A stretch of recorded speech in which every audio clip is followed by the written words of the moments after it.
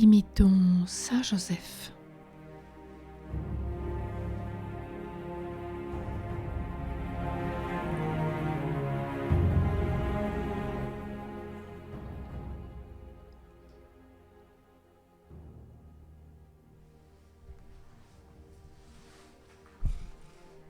Saint Joseph, l'homme chaste. Saint Joseph nous rappelle qu'il est une vertu qui rend l'homme semblable aux anges. C'est la chasteté. Faites-en la plus grande estime. Elle vous rendra bien agréable à Dieu. Elle attirera sur vous ses faveurs particulières et ses plus douces complaisances. L'âme chaste est comme un jardin muré que Dieu se plaît à cultiver lui-même, d'où sont exclus toutes les mauvaises plantes et tous les reptiles malfaisants.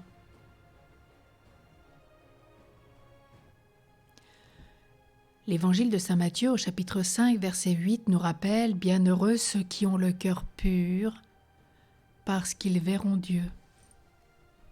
Ils suivront l'agneau partout où il ira, et ils planteront un cantique nouveau qu'aucune autre bouche ne peut chanter », nous rappelle le livre de l'Apocalypse au chapitre 14, versets 1 et 4. Et le livre des Proverbes nous rappelle au chapitre 22, verset 11, « Celui qui aime la pureté du cœur aura le roi pour ami. »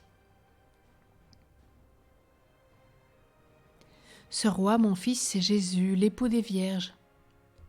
Et c'est bien le psaume 50 au verset 12 qui dit « Conjurez-le de créer en vous un cœur pur, et il fera ses délices de venir y habiter. »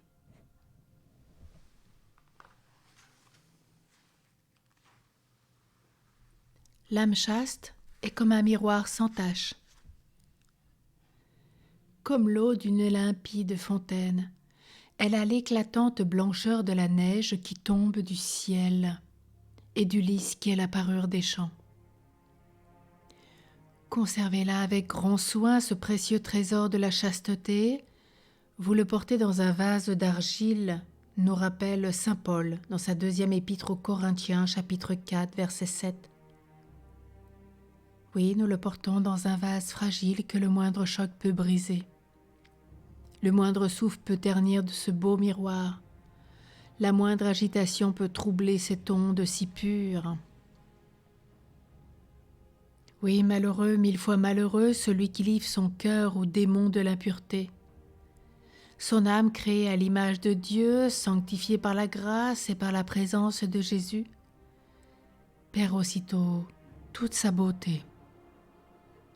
Défigurée horriblement, elle devient un cloaque infect où se rassemblent tous les vices et toutes les iniquités. L'enfer est habité par une foule de malheureux qui ont ouvert la porte de leur cœur aux mauvaises pensées, aux mauvais désirs, qui n'ont point fait un pacte avec leurs yeux, nous rappelle le livre de Job au chapitre 21, verset 1. Qui se sont exposés donc au péril des mauvaises sociétés et des plaisirs du monde. Ils ont précipité les petites choses, se confiant dans leur force et croyant qu'ils sauraient s'arrêter quand ils le voudraient. Mais c'est bien dans le livre de l'Ecclésiastique au chapitre 19, verset 1 qu'il est dit « L'oracle du sage s'est accompli en eux, ils sont tombés peu à peu. » Ils sont descendus d'abîme en abîme jusqu'au gouffre de l'éternité. Si le feu prenait à notre maison, la laisserions-nous gagner et s'étendre, sous prétexte qu'il nous sera toujours aisé de nous en rendre maîtres, lors même qu'il aurait pris de l'accroissement? N'est-il pas plus facile de faire une digue pour contenir un fleuve lorsqu'elle est encore dans son lit que lorsqu'il inonde et dévaste les campagnes. Le feu des honteuses passions est semblable à la flamme qui cherche partout des aliments. Il est plus meurtrier encore, ses effets sont plus terribles, ses ravages sont plus affreux. Les tempêtes d'un cœur livré à la fougue des penchants déréglés sont bien plus difficiles à calmer que les flots irrités de la mer. Si nous voulons éviter la corruption du vice, fuyons. Fuyons car le démon de l'impureté est un ennemi dont on ne triomphe que par la fuite. Nous savons que l'iniquité abonde parmi les hommes et que les crimes des pécheurs s'étendent sur la terre comme un vaste réseau. Mais plus le péril est grand, plus nous avons intérêt à l'éviter. Si nous étions entourés de voleurs qui voulussent nous dépouiller et nous mettre à mort, et qu'un seul chemin nous fût ouvert pour échapper à leur poursuite, ne nous empresserions-nous pas de le prendre ? Eh bien oui, ces hommes qui cherchent à nous entraîner au mal veulent nous dépouiller de la robe d'innocence dont notre âme est parée. Ils veulent la mettre en pièces et la traîner dans la fange. Les paroles qui sortent de leur bouche distillent le poison, l'esprit de malice les rend flatteuses et séduisantes. Notre propre faiblesse nous porte à y prêter l'oreille, et si nous n'y prenons pas garde, elles nous donneront la mort. Une seule ressource nous reste, c'est la fuite. Oui, quel beau jour que celui de l'éternité pour l'âme qui paraît devant son Dieu, ornée de l'aimable vertu. Qu'il sera doux pour nous de présenter à Jésus nos protégés, nos enfants chéris, de les voir se réunir au cœur des anges, dont ils auront sur la terre imité la pureté. C'est saint François de Sales qui nous dit « Saint Joseph a surpassé en pureté les anges et les archanges, car si le soleil matériel n'a besoin que de peu de jours pour donner au lys sa blancheur éblouissante, qui pourra concevoir à quel admirable degré de candeur s'éleva la pureté de Joseph, exposé jour et nuit durant tant d'années aux rayons du soleil de justice et de cette lune mystique qui emprunte de lui sa splendeur. » Bossuet ajoute « Si pour confier un dépôt, nous choisissons ceux de nos amis dont la vertu est plus reconnue, dont la fidélité est plus éprouvée, quelle est la gloire de saint Joseph que Dieu fait dépositaire, non seulement de la bienheureuse Marie, que sa pureté angélique rend si agréable à ses yeux, mais encore de son propre Fils, qui est l'unique objet de ses complaisances et l'unique espérance de notre salut. » Et par là, ne voyons-nous pas la dignité de Marie et celle de Joseph, son fidèle époux? Nous voyons la dignité de Marie en que sa virginité bienheureuse a été choisie dès l'éternité pour donner Jésus au monde. Et nous voyons la dignité de Joseph en ce que cette pureté de Marie, qui a été si utile à notre nature, a été confiée à ses soins, et que c'est lui qui conserve au monde une chose si nécessaire.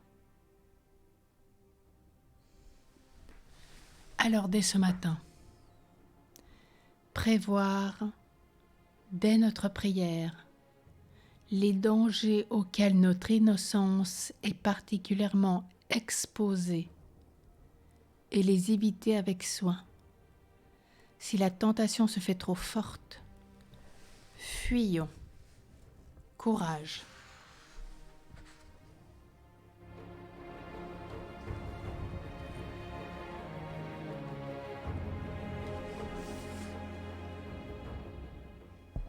Prions.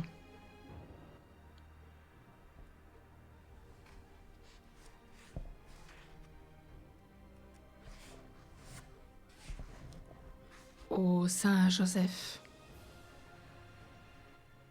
dont le mariage avec Marie est si pur et si saint que les anges même en admirent la sainteté.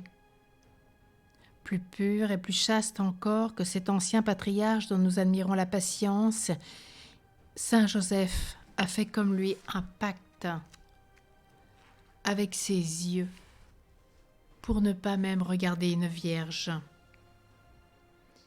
Il se sent attiré par des charmes peu puissants, il est ravi, il est enlevé à l'amour d'une beauté supérieure, d'une beauté plus divine, de cette beauté secrète.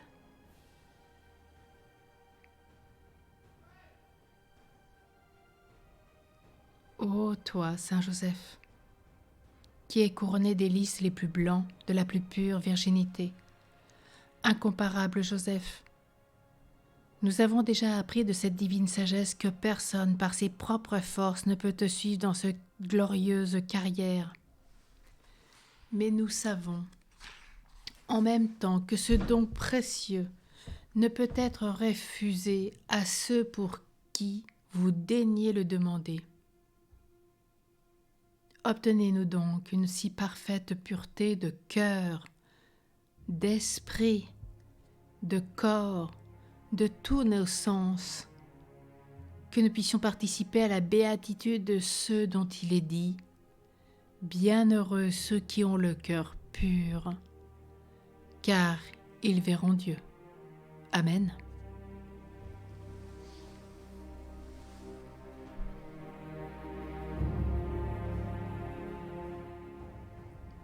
Saint Joseph, modèle de pureté et de chasteté, priez pour nous. Intercédez pour nous, afin que nous puissions voir Dieu. Amen.